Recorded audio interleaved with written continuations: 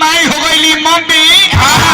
बाप कहले पापा डैडी नइखे कोनो कमी। गीता सीता गायत्री गीता सीता गायत्री कहला से जीभ खियाता। रिंकी पिंकी डिंकी मिंकी हे नाम धरा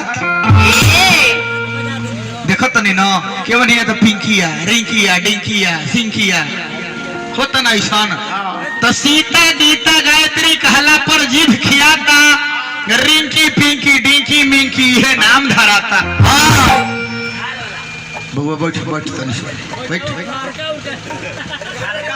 मिल्क पाउडर के डाबा में बोतल के भर के पानी।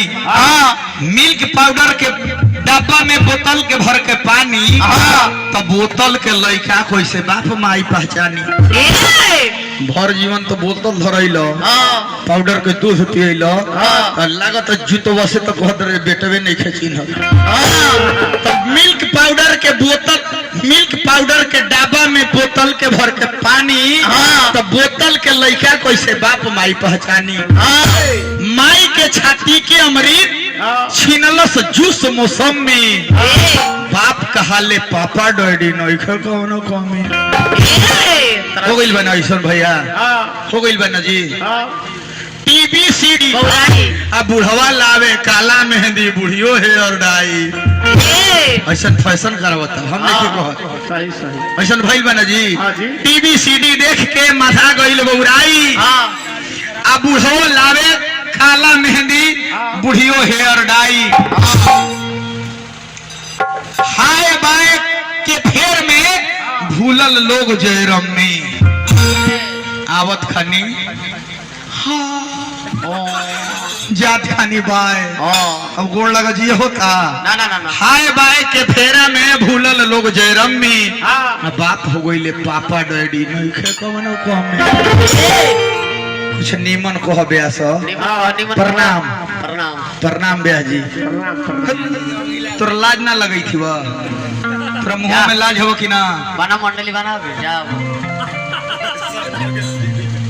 कहे के मतलब ई बा एक दिन गोइले पैंट खरीदे। पैंट समझनी ना अंडरवियर दुकान पर ना ये ठीक वाटर प्रूफ के दुकान पर नहीं स्टेशन पर खरीदत रहले। अरे अंडरवियर कहाँ मिलल कपड़ा के दुकाने पर न जी। कोई जाके कहले कि भैया अंडरवियर के का दाम बा। कहला दुकानदार 70 रुपया। हमरे नाम मुस्कान ब्यास है 70 रुपया का अंडरवियर चल थे। कहले लेबो भैया कहले कि ना ले तो 70 रुपया के अबै थे। कहले तो का चाहत रह तो एक दाम बोलबा। दुकानदार कहलस कि कह 80 गो रुपया देबो।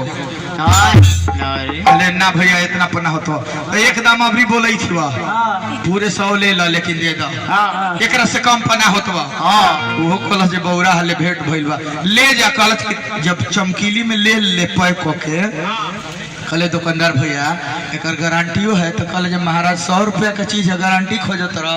कहले तब ना लेबो। वो सोचल से बौराहे ले भेंट भइल। कहले जे एगो काम बा ले जा एकर फुल गारंटी बा। ब्यास कहले कि कौन सी गारंटी बा। कहले जे इहे गारंटी बा एकरा के पेन के अंडरवियरवा के 2 ताला पर चढ़ जइहो 4 ताला पर चढ़ जइहो 10 ताला पर चढ़ जइहो 20 ताला पर चढ़ जइहो आ चढ़ के ऊपर ले कूद जइहो।